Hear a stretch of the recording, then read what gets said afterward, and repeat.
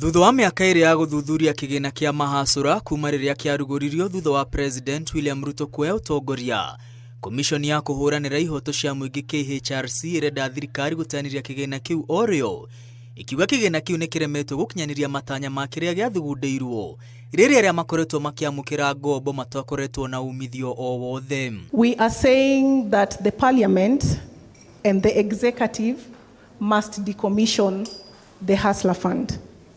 Why? Because it's politically compromised, it's economically unsustainable, therefore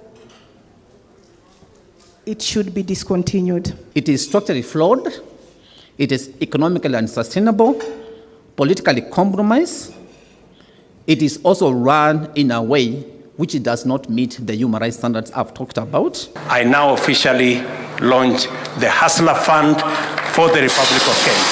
Kuona President arugũririe kĩgĩna gĩkĩ na ngene ya nyingĩ, mĩaka ĩtatũ thutha ũcio gũtirĩ ũndũ mũnene wa gwĩtĩra, komishoni ya KHRC ĩkiuga thirikari ya President William Ruto nĩ ĩkunyanĩire MAHACŨRA arĩa mamũkinyirie gacũmbĩrĩ-inĩ.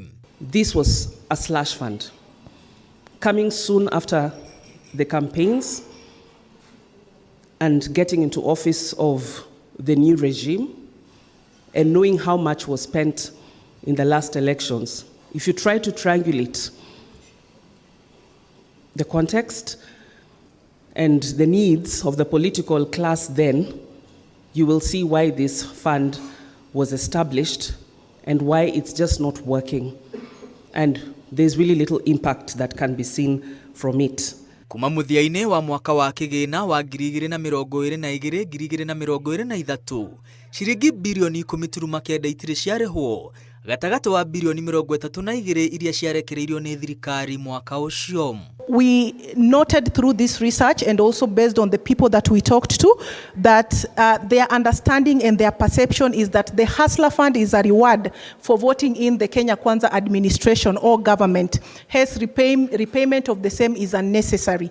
So this is quite a concerning finding, because many look at the Hustler Fund as a giveaway. It's a campaign pledge to them, and so they are being rewarded by the government and they do not have an obligation to be able to pay these monies. Harĩo ciringi 500 iria irakombwo, ciringi 340 nĩ irorĩra, na gĩcunjĩ kĩa 40 kĩa kombi makĩrĩtie thikũ 90 cia kwaga kũrĩha o kuma mwaka wa 2023. Hustler Fund is bleeding money, is bleeding the taxpayers' money.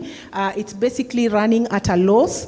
It's a sinkhole. So really, sustainability of this fund is questionable. It's wanting, and our research basically reveals that. Gũkinyĩria rĩu a Kenya milioni 23 nĩ meyandĩkithĩtie na kĩgĩna kĩa MAHACŨRA, kũrĩa birioni 52 irekereirio na mũthithũ wa birioni 2.2 ũkaigwo. KHRC yugĩte gũtirĩ na waragania kĩgĩna-inĩ gĩkĩ, ta ũrĩa mũthũrimi wa mathabu erĩga kũhithũria. When we talk about decommissioning, we are saying that there are existing other funds, the Uwezo Fund, the Youth Enterprise Fund, and also the Women Enterprise Fund.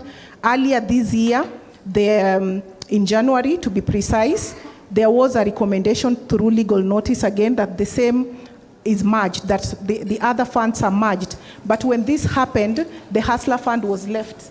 So the question is, why was the Hustler Fund left if at all the funds were to be merged to be able to serve a critical purpose? Because they're all funded by the taxpayers' money. Why did we come up with the Hustlers Fund when we had Uwezo Fund, Women Enterprise Fund, Youth Enterprise Fund?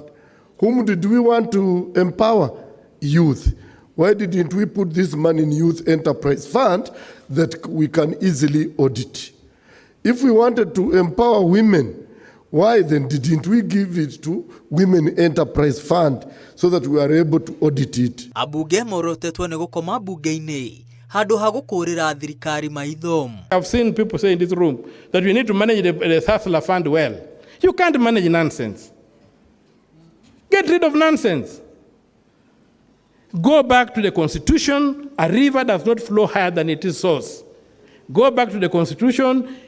create the institutions as they are required in the Constitution, and will make this country will breathe. So let us look at our problems as a violation of the Constitution. If we look at the Hustler Fund as a violation of the Constitution, we shall deal with it effectively. But if we look at it